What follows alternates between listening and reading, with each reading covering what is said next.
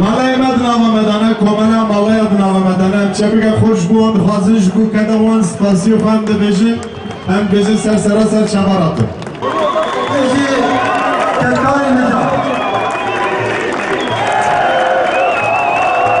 هم بجی سپاس کنش bu خاطر رئیس مدنیات باید چه بگه خوش بود انتخازه نماشی جوانی کرد خاندوان Üniversitesi seyirciler ederek çepika kuşbuğanın muhafızın Engliz'in bıkın altın kalı sersara serçalar atır.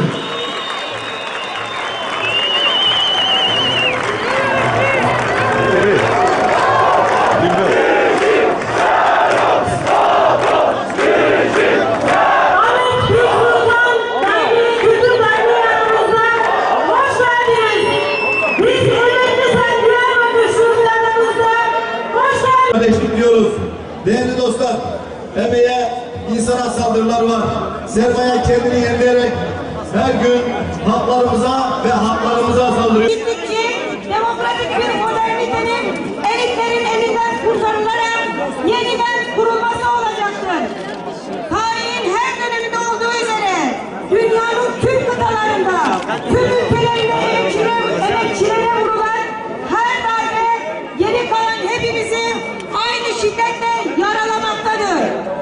Uzun soluklu politik mücadelemiz bir halkın ulus devlet köhnemişliğinin tarihini kökünden değiştirmeye ve tarihi yeniden yazmaya gönüllü olan sizleri 1 Mayıs'ın direnişçi ruhu Partiye azadi sosyalizm edin anlamaya evci pankart yapatı çepika kuşbuğanın muhafızın endivijin bıkın atır.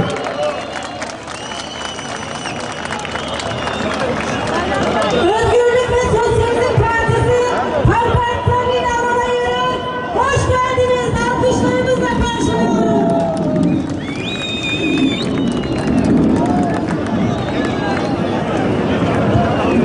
PKK de demokratik siyasetin içine dahil olabilmeli. Bunun önü açılmalı.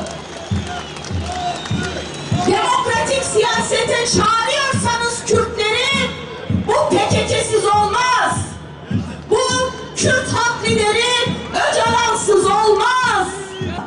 Bugün silahları mı bıraksınlar diyorsunuz? O zaman cezaevlerini boşaltın, bütün PKK'li tutsaklar çıksın. Dağlardaki gerillaların önünü açın, gelip demokratik siyaset yapabilsinler. Başkan Öcalan'ı İmralı cezaevinden çıkarın, gelsin halkıyla beraber demokratik siyasetin öncülüğünü yapabilsin.